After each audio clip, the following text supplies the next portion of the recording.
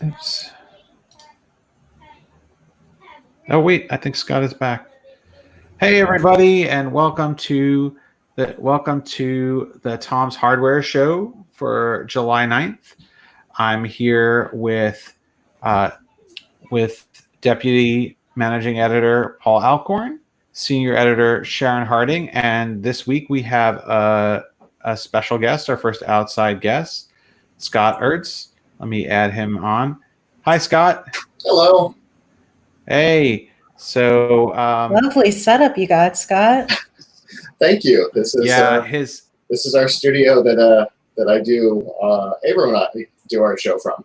I thought my stairs were interesting. Look at all of your colors. I love it. Yeah. It's like watching the Brady Bunch credits every time. Scott runs a number of really important podcasts, including. Well, why don't you tell everybody about yourself for those who haven't seen any of your shows before? Sure. So, Plug Hits Live is the organization that I run. Our flagship show is F5 Live, Refreshing Technology. Avram and I host that Sundays at 9 p.m. Eastern. We do a show kind of similar to this structure, where we're both on talking, gadgets, gaming, internet media, and then Avram will bring on a topic from Tom's Hardware from the week. But we also do shows like First Looks, which is about middle and high school robotics teams. We've got our special events feed where we go out to CES and things like that. What else do we have? We've got our Unboxed series where we open our products before we review them, how-tos on things that people don't know how to use, especially the stuff that we've reviewed. I think currently we have 9 series that I either host or produce. So, wow, that's a lot. So, before we get started with the topics of the week, let's just talk about what we're all working on. So, Paul, what's been in the secret Alcorn lab? We've been working on a lot of testing right now with the 3600 XT. We're doing a follow-up article on that to take a little bit of a closer look at overclocking on that processor, because it's significantly faster, or it has more overclocking potential than the other XT models that we tested. And I mean, among various other things, we're also working on the 10700 review for Intel with ASRock's base frequency boost board, which allows overclocking on locked processors, and testing some EPYC server stuff also. So it's very busy right now. Lots of processors. How about you, Sharon? So I have lots of peripherals. So today actually Razer announced a new mouse. I have it here. It is actually just a smaller version of the Death Adder V2. So this is a Death Adder V2 Mini, and as you might guess, it's for people with tiny hands. Razer told me it's actually for hands that are less than 6.7 inches in length and 3.3 inches wide. So it's a little small for my hand. My hand's 7.5 inches. I measured it in length. But if you have small hands, it's great. And it's also really, really lightweight. So even if you don't have smaller hands, you might appreciate using this for FPS titles where you want to flick your mouse around easily or without your arm getting too tired. Another big difference here is Razer is for their first time including grip tape, which I've already applied to the mouse.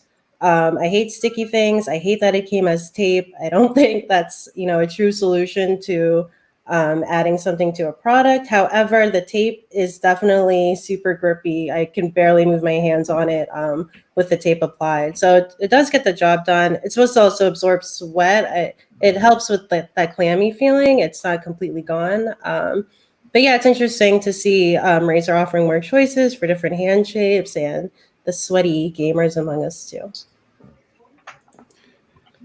Cool. Scott, what do you have in what toys are you playing with? During CES, Monster announced some new lighting products in their luminescence series, and they're really interesting. This is one of them here. It's called the Digit Anybody who's familiar with a clock radio or a calculator will recognize the shape. It's designed to be able to be done as like a 7-digit display, and using just regular 3M. Oh, you can't see it.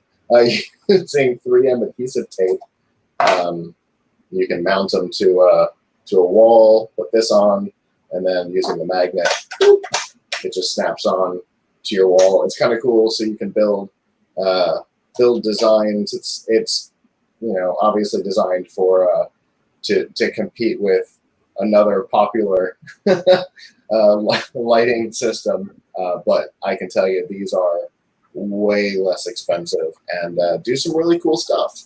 I've been experimenting with them for, I don't know, about 2 weeks now, and I'm pretty impressed with it. Neat. Well, what I have is not that exciting at this moment, but I've been testing and soon to put up a review of the latest ThinkPad X1 Carbon Gen 8.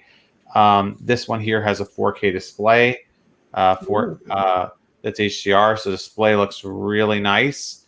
And battery life is actually pretty good. Even with the 4K display, it's getting over 7 hours on close to 7.5 hours on a charge. And with the 1080, it's getting over 10 hours. So still a really good productivity notebook for writing, coding, doing whatever on the go. Not gaming really, but nice and light. If you ever get to go anywhere again in your life, it won't weigh much in your backpack, or if you just want to carry it around the house. Is that like the thinnest ThinkPad? Are they getting thinner and thinner? That looks pretty thin for what I think of when I think of ThinkPads. But I used an old one a couple years ago, so it is the thinnest. It's 0.6 inches thin and 2.4 pounds. And yet it still has 2 Type A ports on it to go with the Thunderbolt ports, so you can use all of your peripherals without dongles. So that's good. Someone asked, I'll answer this real quick. Someone asked, is there a need for HDR? Well, so yes, that screen is HDR. That's I didn't say that screen is Dolby Vision HDR. It's not just 4K. And is there a need? Not.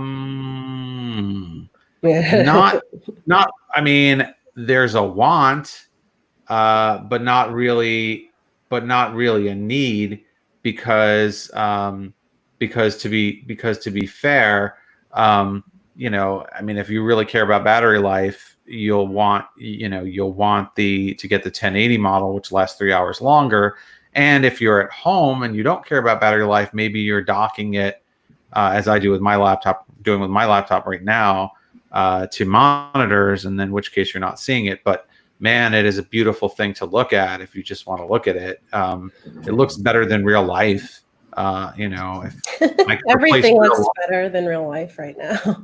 This is true, but even looking at the same stuff, like a picture of something, because it's more saturated than real life, and so it's literally the rose-colored glasses. So I wish I could get a monitor that was that good.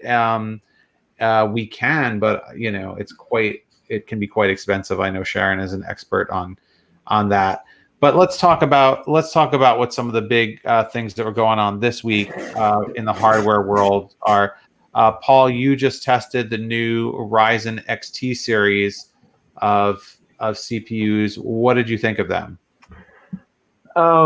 Well, it's a bit of a weird release from AMD. Basically, you get about 100 megahertz extra on the flagship processor for another $100, and similar gains for the other 2 processors, 200 megahertz on the next one down, and 100 megahertz on the 3600 XT.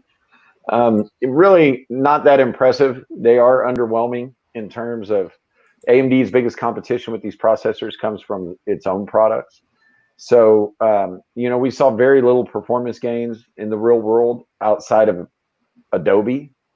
Really, in Adobe, that's the only thing where we really saw any type of performance gains that would, merit the price increase. So it's definitely not one of AMD's better releases in terms of value.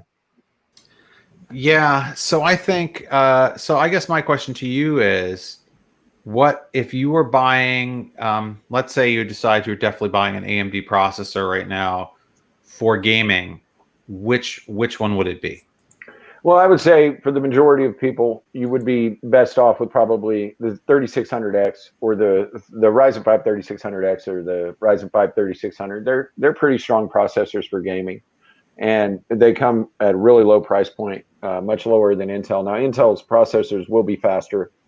How much that matters is debatable. Matters if you can think that you can detect the visually the extra speed. If you're going to upgrade a GPU in the future, might be a little different. But the 3600X is definitely the sweet spot for AMD and gaming. Now, if you do a lot of productivity work and stuff like that on the side, of course, the 3900X is going to be pretty attractive. So because it has 12 cores. So.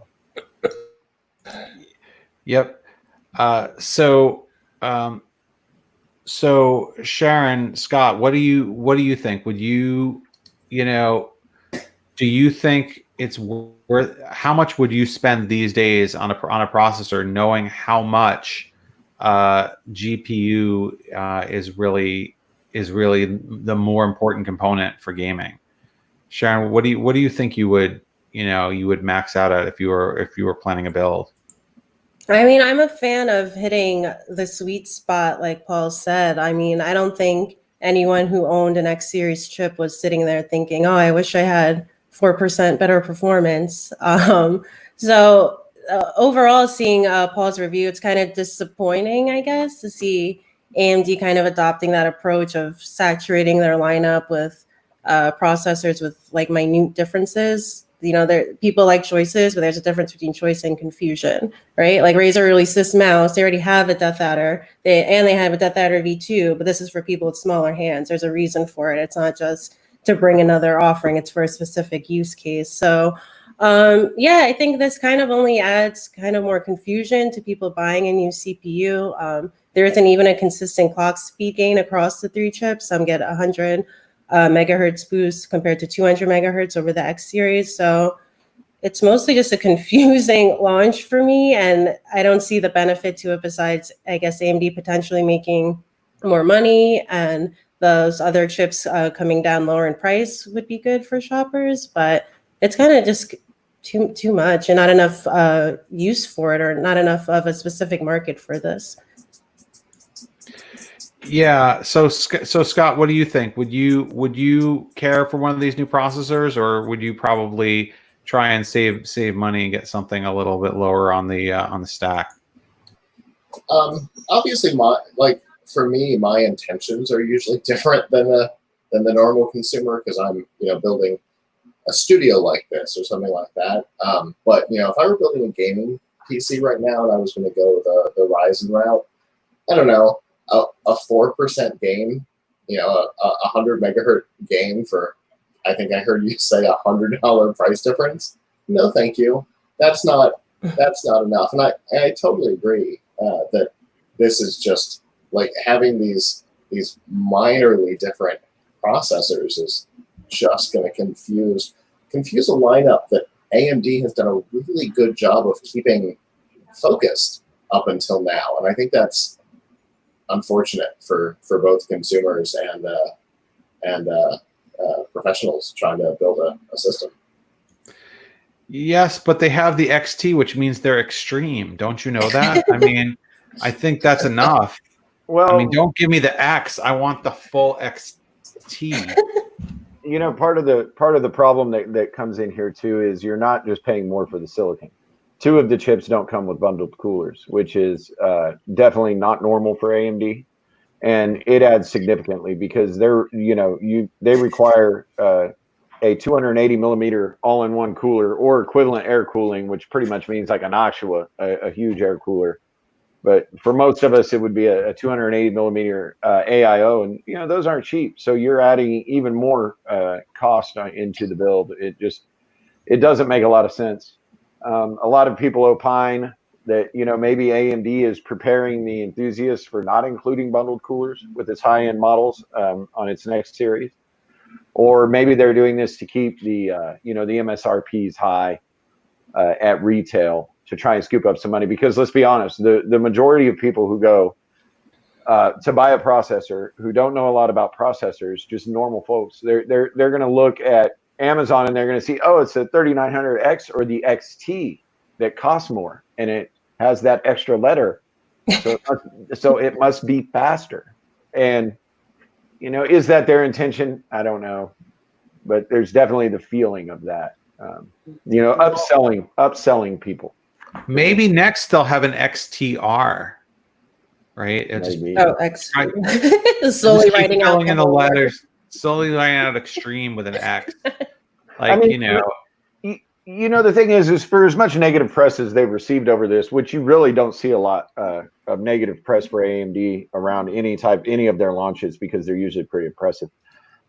There are some good gains that go beyond the 100 megahertz. We talk about 100 megahertz boost frequency, but what people have to realize is most of the time your processor only boosts for a few milliseconds, a few seconds, and then it drops back down, and then it boosts back up and drops back down, boosts back up, right?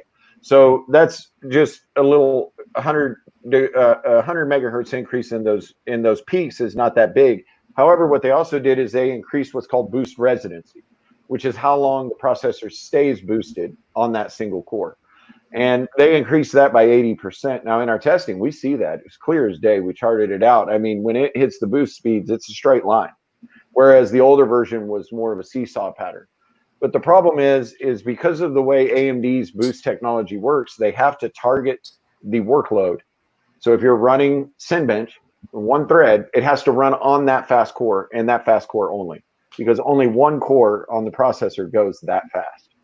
And the problem is the threads aren't staying in that core. So we're not seeing as big of a performance uplift as is possible. There are some good technical advantage or advances, but it just doesn't pan out in the real world. That's the problem. Yep. They said 4% better in gaming. We measured 1%. See, it's just hard for me to believe that they released this for a certain customer need. Like, I mean, even the day they released it, right? There was a tweet, AMD or at least Sue posted a tweet saying, last year on this day, we released Ryzen 3000 and Radeon 5000. So today we're celebrating 7.7 with new chips. Like, you don't release products to celebrate products you already released. That's not really serving anyone. I think they're trying to put fresh product in the market to make sales. Like we see this all the time in the tech world, right? Like how many different 14 nanometer plus processors has Intel released? But if they didn't release them, the PC product cycle would die or like choke or something, right? Because OEMs don't come out with many of them anyway. We won't say Apple or whatever. Only come out with new laptops and desktops when Intel has a new chip to give them. Usually Intel and not AMD, just because of market share reasons, right? So every year, pretty much, Intel has to come out with new chips, even if they aren't that much better than the old chips. I think AMD is stuck in the same rut where they had to put a product out, so they did not a lot, to get there. There is a bit of confusion here among the enthusiast community. A lot of people believe that, AMD has said that Zen 3 is on track for this year. So they're like, why would you release this processor 6 months before you're going to release the new line of desktop chips? But I don't believe that the new line of desktop chips on Zen 3 will be coming this year. AMD's roadmaps have said for a long time and continue to say that the EPYC data center chips will be the ones that arrive first with Zen 3. So I think that we might have a bit of a longer wait for Zen 3. It doesn't mean that AMD is behind by schedule at all on Zen 3. But typically, you do get 1 year with the first gen, then a refresh for another year, and then the new microarchitecture. So I think we may be a bit further away from a new microarchitecture or for the desktop specifically than people think. And that's why they released it. It's just like Abram said, you have to have something in the market to compete. Intel just released Comet Lake, and they're pretty good down in the mid-range where AMD has dominated. So they needed to do something. Yeah, it just wasn't something that impressive. Yes, unfortunately. Imagine if companies release products based on customer demand and not what their partners wanted. Imagine That's that. crazy. Also imagine if companies like laptop vendors just decide to develop their laptops and release them when the laptops had new features rather than waiting for a new processor in order to do it. I mean, like, it happens a lot. Now, in the case of the ThinkPad I have here, they barely changed it at all in like the last couple of models, to be fair, right? The screen options are the same as they were with like with the 7th gen with the 7th gen processor. Well, no, I'm sorry, 7th gen Carbon with a 8th gen processor. Anyway, the point is, but sometimes you see innovation happening there, right? A new laptop with a new screen type or a new design or a new refresh or something, new keyboard, something else that's actually new and important, but they won't come out with it until Intel releases a new chip, even though the real benefit for the consumer is not that they're getting a CPU that's just a little bit faster. It's that maybe they're getting a new design trend or a new look and feel, a new keyboard, a new screen, something that actually is much more meaningful to their day-to-day experience than, we got a few more megahertz here on the same architecture. But they time themselves with Intel, and AMD also is subject to those market pressures for what it's worth, and obviously they're trying to drive up sales. Speaking of companies that are having a hard time driving up sales or not, Intel has lost market cap, or Nvidia has gained so much market cap that they have now surpassed Intel. That's crazy. Why do you think this happened, Paul? Well, it's pretty simple. So you have to be careful when you're looking at market cap numbers, because that's a reflection of the stock price versus the value of the stock versus the number of shares. Now, Intel still sells far more. Their revenue is exponentially higher than Nvidia's. However, the stock market and the investors have valued Nvidia's prospects much better than Intel in the future. And, there are a lot of reasons for that, but it is shocking because Nvidia actually can't even make a chip by themselves. They contract with third-party foundries like TSMC or Global Foundries, whereas, Intel has 11 fabs that are, 1 million square feet apiece, pumping out their own chips. But, Intel is starting to see some declines in some key markets, so the stock market has soured on them a little bit, while Nvidia is seeing a lot of promise with its Ampere cards. And people are more excited about them, so the stock price has reached record highs, and so has their market cap. So Sharon, why do you think Nvidia is on the upswing? I mean, there are a few things. I think one of the things interesting about it is how the enterprise market plays into things. I'm a little biased because I used to cover enterprise tech. I used to cover IT, but it's just like really interesting to see how much that market plays a role in these tech companies' value, because we don't think about things about shoppers. We don't think about things like data centers or artificial intelligence. But that's where a lot of the money is, in that enterprise tech. And that's also where a lot of the mainstream tech flows from. Like artificial intelligence is not something that used to be, like a science fiction thing, but Paul just covered an SSD with AI capabilities too. So seeing what NVIDIA's done with data centers and AI tech and how that's growing in general, I think that plays a role with it. We've already seen how AMD has at least made a bigger name for itself in securing enterprise business like Google or AWS. So I think some of that is definitely adding to NVIDIA's success right now. Yeah, Scott, why do you think Intel is people are souring on Intel? There's obviously going to be some souring on Intel involved in this. Some of it's going to be in the fact that there's still several architectures back behind AMD, and people are starting to worry that maybe losing their edge. But I think I'm with Sharon that it's more on Nvidia's rise than it is on Intel's fall. That with AI, there was a time not long ago that Nvidia's name was more connected to graphics, and in my mind, based on interactions with them at CES and other shows, I think even in their own mind, they're way less connected to just developing graphics cards that go in computers, and way more focused on things like chipsets and things for self-driving cars and all of that. That's way more of what they show off at these conferences today. And with AI really taking on a huge role in enterprise and consumer products today, anybody who's playing in that field is going to get attention from the investors, which like Paul mentioned, this is the confidence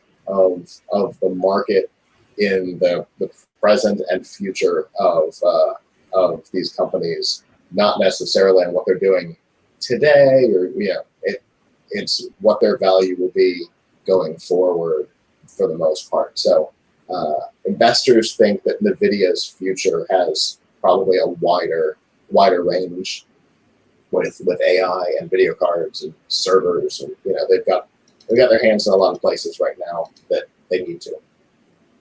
I think that one interesting point here, and something that you have to keep in mind with Intel's declining valuations in the stock market and Nvidia's rising, is a single Nvidia GPU, in terms of AI, if you're doing an AI workload, can replace 4 or 5 servers of Intel chips, dual socket servers. So Intel could lose, they could lose 10 chip cells for every single GPU that is sold. Now the thing is you could stack up 8 GPUs in a single server, and then you've eliminated, just for instance, rough numbers, you've eliminated 50 or 80 Intel servers for one server loaded with 8 GPUs. So that saves data centers a lot of money because of density and less power requirements, et cetera, et cetera. And that chews into Intel's bread and butter data center market a lot. The more that Nvidia expands, the more that Intel is going to feel pain from losing those types of sales. Now, in many respects, Nvidia is far more dangerous to Intel sales in the data center than AMD is right now. And that may not be an entirely popular position, but Nvidia also just bought Mellanox, which ties into a lot of those data center technologies. By bringing it all together with networking and tying it in together, they can create, they have some pretty amazing capabilities over the next few years as they work to bring those two technologies together. And all of that is bad news for Intel. I mean, just to put it plainly. Now, there's a reason why you see Intel suddenly starting to get into GPUs themselves, especially for the data center. And that's because Nvidia is a massive threat to them. Yeah, I think where you look at what, as Sharon said, what the enterprise is interested in, what people who run the servers are interested in, they're interested in AI, and they're interested in doing that compute using GPU computing, which is Nvidia's forte, not Intel's. So I think investors see where the market is going, and they see that Nvidia is a leader there, and Intel is not acting like a leader there. So yeah, I mean, for the things that are emergent, like AI, which is being used in all kinds of things like self-driving cars and all the things that they want, Nvidia has a leg up there, and Intel does not. So investors are always sort of seem to favor. I know investment experts seem to favor whatever is sort of the emergent company that's on the way up. You'll constantly look and see a company that actually has much more revenue valued less than one that seems to have more potential. I remember back in the .com boom days, we had .coms that had almost no revenue, but they were valued more than like offline businesses that had been around for years because people thought that internet is the future. Now that kind of blew up, but I think that kind of feeling is always there.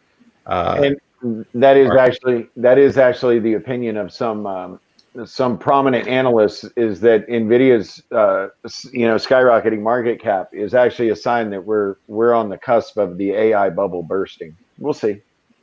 Yeah, I mean, who's to say? Every time we say we have a bubble that's bursting, there's a bubble because there's a reason, because something's happening, because people actually, AI is for real and it's not going anywhere. But sometimes sometimes money gets pumped into things that are viable, that are important technologies, but like VC money and things like that go into these technologies because they're currently trendy. AI is a great example of it. A couple of years ago, crypto was a great example of it. At Collision Conference every year, you can always see what the next investment bubble is going to be based on the companies that are trying to shoehorn in something that doesn't make any sense to attract investors. And I think the cycle for that is way shorter than it used to be. Because like you said, the .com bubble lasted way longer than the crypto investment bubble did, and the AI investment bubble may be in the same place as we see companies try and shoehorn AI that most of the time isn't actually AI. You're exactly right. Yeah, it's just advanced algorithms. More than it is self-learning and things like that. At Collision 2019, we saw so much of that around AI, and at Collision 2018, we saw a lot of that around crypto. And so, we've got our coin, we've got our, but why? Oh, don't worry about that. There was a whole lot of that there, and there's a whole lot of that with AI. Obviously, with everything shut down this year, I don't have any Collision 2020 numbers to compare to, which is a little disappointing. But yeah, I think AI is in that space right now. It's the place where investors want to put money, whether it be VCs or stock, and so here we're seeing it. Yeah, fair enough. Speaking of things where people want to put their money, one of the things I wanted to talk about, as always, is what some of the cool new toys are people could be putting their money into. So this week, Sharon, we looked at a new HyperX keyboard. Yes. Is that a good investment of a few dollars? It's expensive. So here it is. So this is the HyperX Alloy Elite 2. It's just hold on, I'm gonna make sure you guys get a good shot. It's just an updated version of a keyboard they already had under the same name, basically. This is the second version. And the only difference here mostly is that they took out the cherry switches to put in their own switches. And they also replaced the keycaps. Instead of plain black ones, these are pudding keycaps. So you could see they're two-tone. And already looks pretty dramatic on its own, like without the RGB on. But of course, I'm going to turn the RGB on for you guys, because what would be the fun of that? But putting keycaps, the point of that is it's supposed to help the RGB shine through more because the bottom base is more translucent. So hold on, sorry, because there's also a USB pass-through port here. So this has two USBs, so that's what I'm fuddling with here. But I think it might also point to a greater trend. We've talked a lot about more and more peripheral vendors making their own switches. So I think it wouldn't be surprising to see more brands doing that. We're upgrading SKUs they already have with their own switches and presumably saving themselves money. This is the same. This is 130. Oops, I think you're muted. Yeah, I think you're There you go. You're back. Yes. Can you hear me? Yep. Okay. I think it's also interesting. I think that keyboard caused her rig to explode. I think it was too much RGB for anyone to take. Let's see. Wait. It shorted out the computer. There was so much RGB. Yeah, my point is Yeah. it's cool to see vendors playing with different keycaps. Putting keycaps are often something that people would buy and put on their keyboard on their own, or be reserved for like smaller companies. But HyperX is introducing it out of the box. They also sell pudding keycaps separately that are PBT instead of this ABS, which is slipperier, a little bit cheaper, and attracts fingerprints more. But I don't know, it's a good sign. I think we might see a little bit more offerings that kind of cater to keyboard enthusiasts a bit more. I'd like to see the prices come down. Similar to the AMD chips, I'd like it to be a greater improvement or difference compared to the last model, but the keycaps are definitely noticeable and striking. So if you want a daring look, that's like, look at my friggin' keyboard, this is definitely one of them. How do the switches feel? What kind were those? So these are HyperX's red switches, which are linear, just like Cherry's. They have slightly shorter travel. And I actually reviewed a keyboard with the switches, HyperX's red switches, before, and I felt the difference in the shorter travel between that and Cherry. Here, I didn't really feel it as much. I think it might actually be because of these keycaps. They're kind of wide. They're double shot, so they're probably a bit, they're a little thicker. So I didn't notice the shorter travel as much as I did in other HyperX keyboards, but it's still a great responsive linear feel. And if you use Cherry red switches or any linear switches, it'll be an easy adjustment. Great.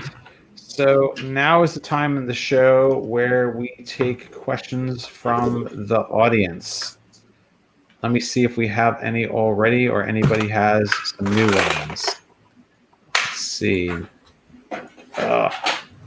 Man, would be super interesting to see them in the consumer market competing with AMD and Nvidia on graphics. Okay, I think someone was talking about Intel. Let's go back here and see if we have any questions from earlier. I saw one interesting comment.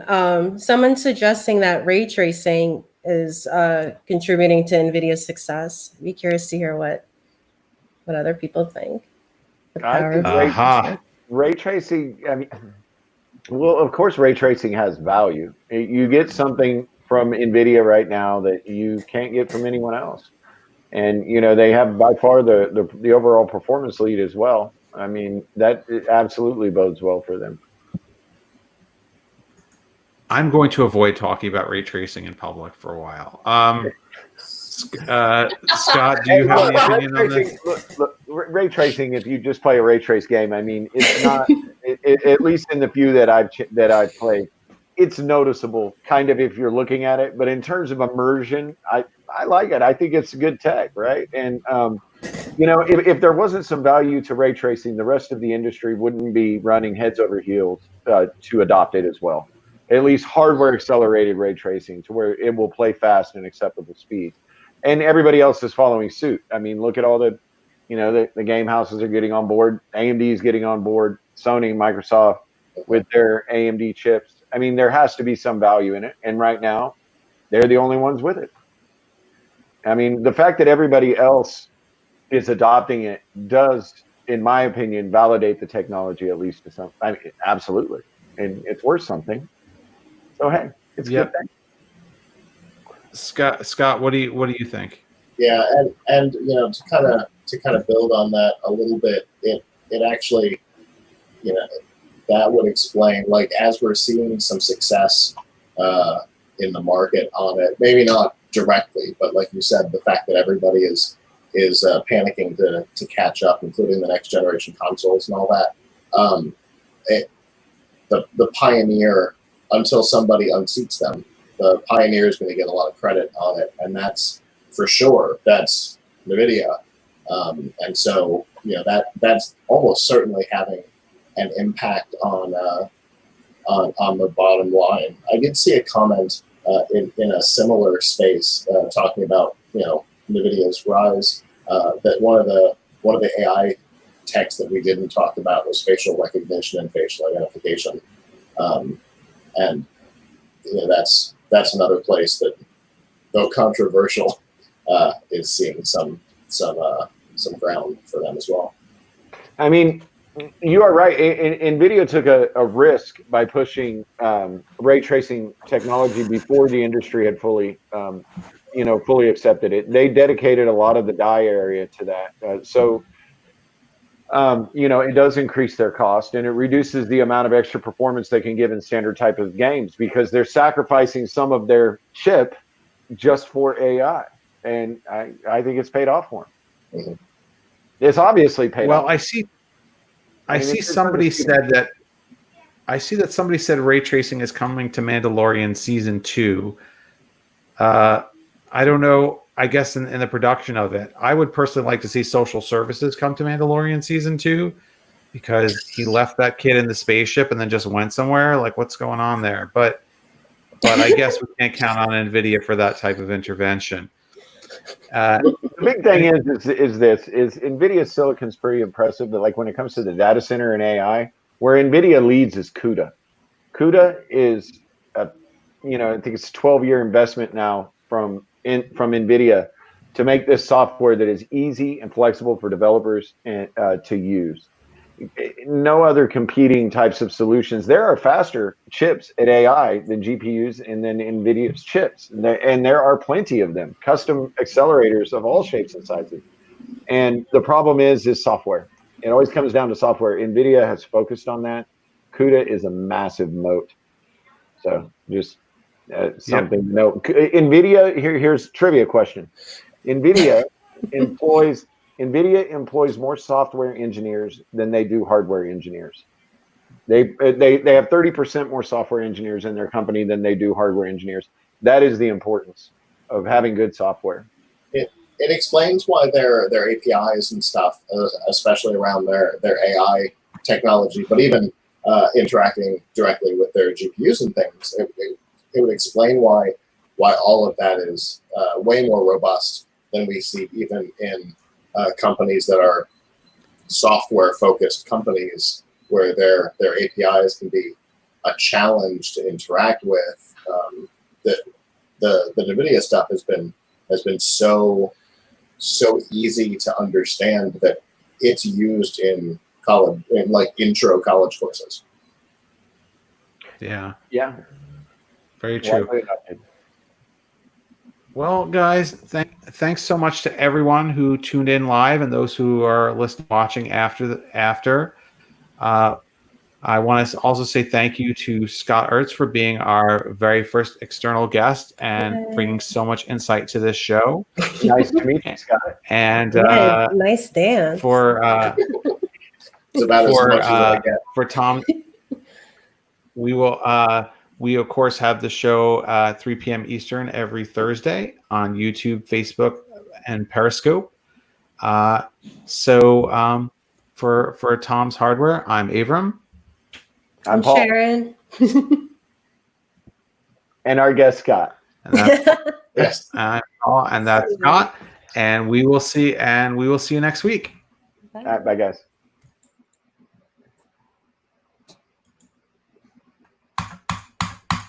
And broadcast does not click. Okay, and broadcast.